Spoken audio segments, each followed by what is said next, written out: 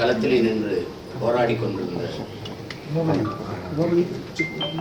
இயக்கங்களும் தலைவர்களும்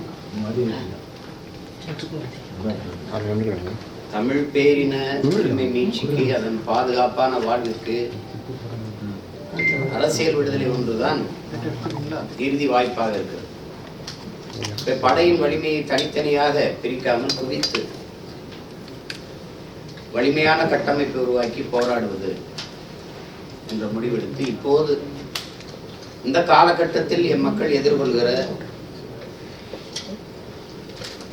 பிரச்சனைகள், குறிப்பாக ஒவ்வொரு ஆண்டும் நாங்கள் எதிர்கொள்கிற சிக்கல் தான் காவிரி நதி நீரம், புதிதாக வந்திருக்கிற மேகதாட்டில் அணை,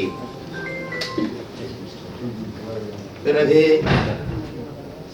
இந்த தொகுதி மறுசீராய்வு, அங்கெங்கே நடக்கிற போதை மிகுதியாக நடக்கிற வன்புணர்வு கொலைகள், படுகொலைகள், இது ஒவ்வொன்றுக்குமாக போராடிட்டு இருந்தால் ஒவ்வொரு பொழுதும் போராட்டத்தில் தான் எங்களுக்கு விடியும், போராட்டத்தில் தான் முடியும். இப்போ மற்றவர்களுக்கு எப்பாவது போராட்டம், எங்களுக்கு போராட்டமே வாழ்க்கையாக மாறி நிற்குது. அதனால ஒரு தாய் பிள்ளைகளாக இருக்கிற தமிழ் தாயின் பிள்ளைகள் ஒரே குடையின் கீழே, தமிழ் தேசியனத்தின் பிள்ளைகள் என்கிற அரசியல் குடையின் கீழே ஒன்றிணைந்து போராடுவது, வலிமையான ஒரு அரசியல் படையாக மாறுவது என்ற நோக்கிலே ஒருங்கிணைந்து இதை செயல்படுறோம். இந்த ஒருங்கிணைப்பை எங்களுடைய மதிப்புக்குரிய அண்ணன் மருத்துவர் கிருஷ்ணசாமியிலும் என் உயிருக்கினிய உடன் பிறந்தான் என் ரத்தம் வேல்முருகன் அவர்களும் என்னுடைய அன்பு உடன் பிறந்தார்.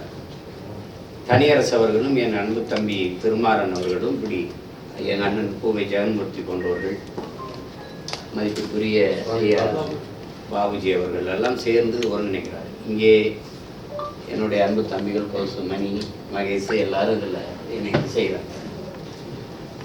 இப்போதைக்கு இந்த ஒருங்கிணைப்பை எங்களுடைய அண்ணன் கிருஷ்ணசாமி என்னுடைய ரத்தமும் முன்னின்று எல்லாரும் ஒருங்கிணைக்கிறார். இன்னும் பல இயக்கங்கள் இதில் இணைஞ்சு இது பெரும்படையாக மாறும். அந்த பிரச்சனைகளை ஒட்டி இது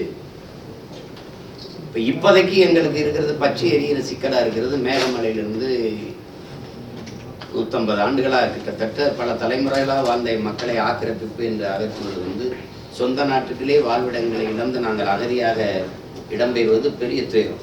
ஏற்கனவே உங்களுக்கு தெரியும், மாஞ்சோலையில் இப்படி தான் அடித்து விரட்டப்பட்டு நிலமற்ற கூலிகளாக வெளியில் வந்தோம். அது விடுதலைக்கு முன்பு இருந்து நாங்கள் இங்கே வாழ்கிறோம். அதான் ரொம்ப முக்கியம். நாங்கள் வெள்ளக்காரங்காலத்தில் அங்கே போய் தேயிலை தோட்டத்துக்கு போனோங்க.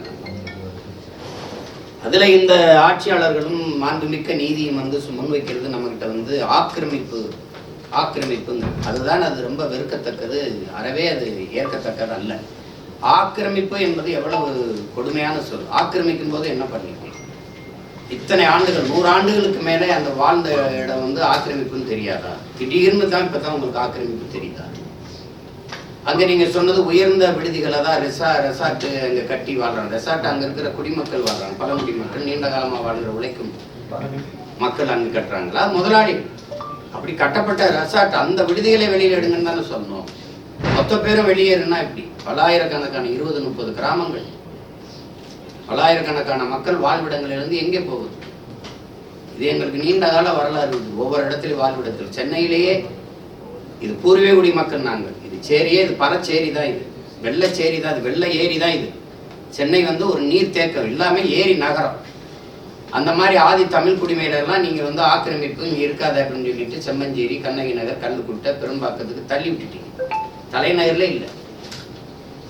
இப்போ அந்த மாதிரி அண்ணல் அம்பேத்கர் பல்கலைக்கழக சட்டப்ப கல்லூரி இங்கே இருக்கிறதுல என்ன பிரச்சனை? நீதிமன்றத்தை விட்டு அதையும் தூக்கி புறநகருக்கு தள்ளிங்க. இப்படி எல்லாத்தையுமே எங்களை வாழ்விடங்களை விட்டு புறநகருக்கு தள்ளி அப்புறப்படுத்துவது, ஊடக வெளிச்சமோ எதுவுமே வராமல் எங்களை தள்ளுறதுங்கிற முடிவில் இப்போ இந்த மேகமலை போகிறது பற்றி எரியுது. அதுக்கப்புறம் நாங்கள் இந்த ஒவ்வொரு போராட்டமாக எடுத்துருக்கிறோம். அதில் அடுத்து மாஞ்சோலை, தொகுதி மறுசீரமைப்பு, ஒவ்வொன்றா பண்ணுவோம்.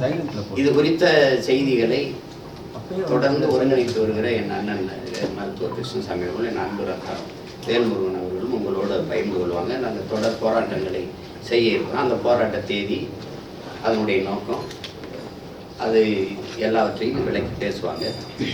நீங்கள் இதை எப்பவும் எங்கள் செய்திகளுக்கு எந்த அளவுக்கு முன்னுரிமை கொடுக்குங்கிறத உங்களோட நாங்கள் நன்கு அறிஞ்சிருக்கோம்.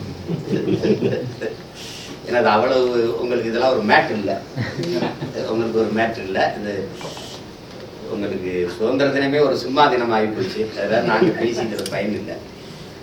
அதனால் நான் வந்து என்னுடைய அப்பா பாரதிராஜா அவர்களுக்கும் எங்களுடைய மதிப்புக்குரிய ஐயா பாக்கியராஜ் அவர்களுக்கும் ஒரு வணக்க நிகழ்வு நடக்குது, அதில் போய் பங்கேற்கணும். அதனால அந்த நீண்ட நேரம் இங்கே இருக்க முடியாது. அந்த செய்திகளை எங்கள் அண்ணன் ரத்தவர் என்னுடைய அன்பு சகோதரன் தனியரசுலாம் பகிர்ந்துருவாங்க. உங்களோட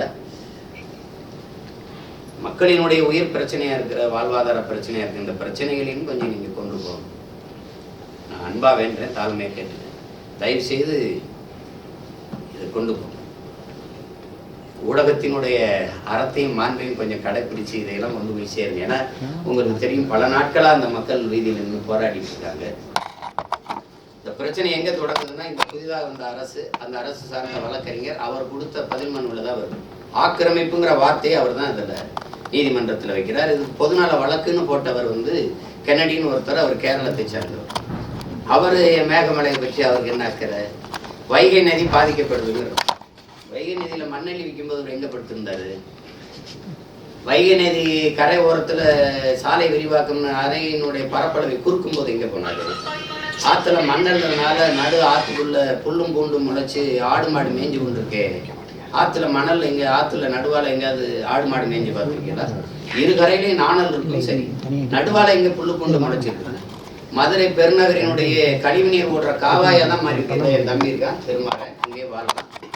வைகையை கடக்கும் போதெல்லாம் கண்ணீர் வருது, என் தாய் செத்து கிடக்குறா அப்படிங்கிற மாதிரி எனக்கு வருது. இப்போ அந்த மாதிரி எல்லாமே நாசமாக போகுது.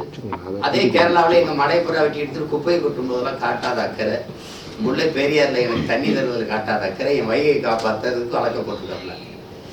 அதே நீதிமன்றம் வந்து 28ஆம் தேதிக்குள்ளே காலி பண்ணு, இல்லைன்னா துணை ராணுவ படை வச்சாவது வெளியேற்றுங்க. அதை நீங்கள்லாம் அனுமதிக்கிறீங்களா? இது வந்து அங்கே மேகமலையில் நாளைக்கு உங்கள் வீட்டுக்கு இந்த மாதிரி நிலைமை வந்தால் அப்படி தான் நீங்கள் இருப்பீங்களான்னு கேட்டுப்பாரு.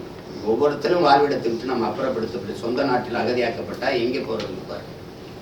அந்த பிரச்சனைக்கு தான் நாங்கள் அதுக்கும் இந்த மாஞ்சோலைக்குமாக இந்த போராட்டத்தை முதல்ல முன்னெடுக்கிறோம்.